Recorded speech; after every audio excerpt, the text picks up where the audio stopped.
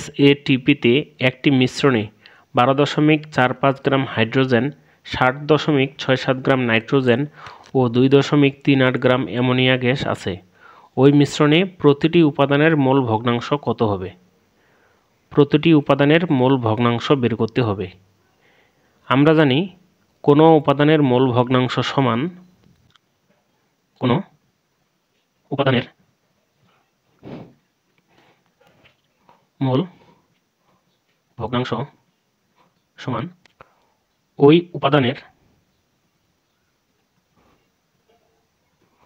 উপাদানের মোল সংখ্যা ভাগ মিশ্রণে উপাদানসমূহের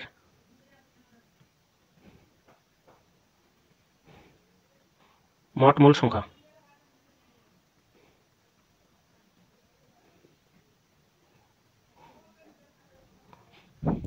তাহলে আমাদের বের করতে হবে উপাদানগুলোর মোল সংখ্যা এবং মিশ্রণে উপাদানসমূহের মোট মোল সংখ্যা। উপাদানের মোল সংখ্যা নির্ণয়ের সূত্র N=W/M। মিশ্রণে হাইড্রোজেন গ্যাস রয়েছে 12.45 গ্রাম। তাহলে হাইড্রোজেনের মোল সংখ্যা হবে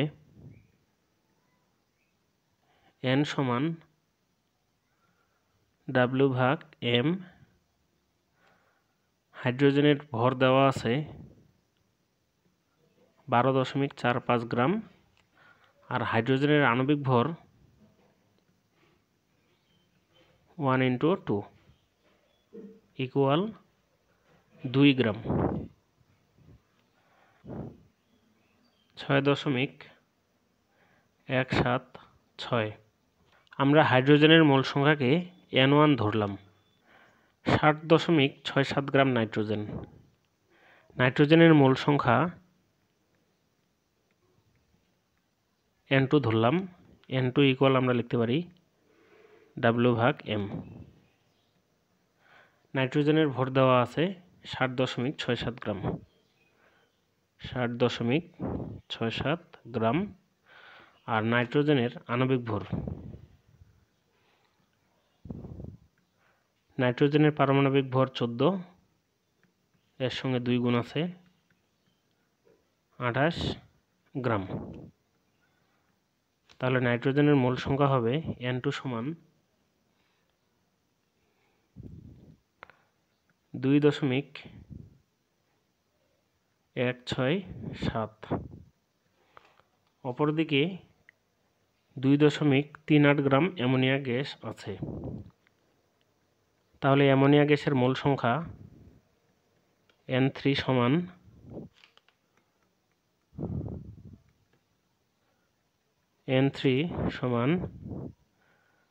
W/M। অ্যামোনিয়ার ভর দেওয়া আছে 2.38 গ্রাম। অ্যামোনিয়ার আণবিক ভর নাইট্রোজেন 14, হাইড্রোজেন 1 × 3 17 গ্রাম। অ্যামোনিয়ার মোল সংখ্যা 0.139। যেহেতু মিশ্রণে উপাদানসমূহের মোট মোল সংখ্যা লাগবে, এজন্য মিশ্রণের উপাদানগুলোর মোট মোল সংখ্যা আমরা এখন যোগ করব। ধরি মিশ্রণের মোট উপাদানসমূহের মোল সংখ্যা N = N1 + N2 + N3। N1 এর মান আছে 6.176 প্লাস N2 এর মান 2.167 প্লাস N3 এর মান 0.139।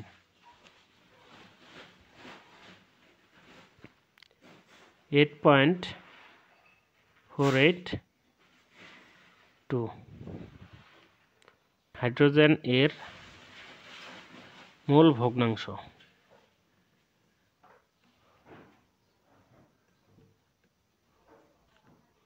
সমান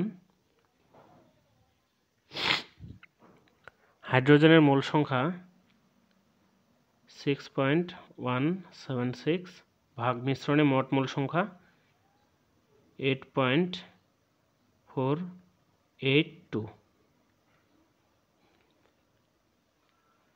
0.7281 নাইট্রোজেন এর মোল ভগ্নাংশ মিশ্রণে মোট মোল সংখ্যা 8.482 আর নাইট্রোজেনের মোল সংখ্যা 2.167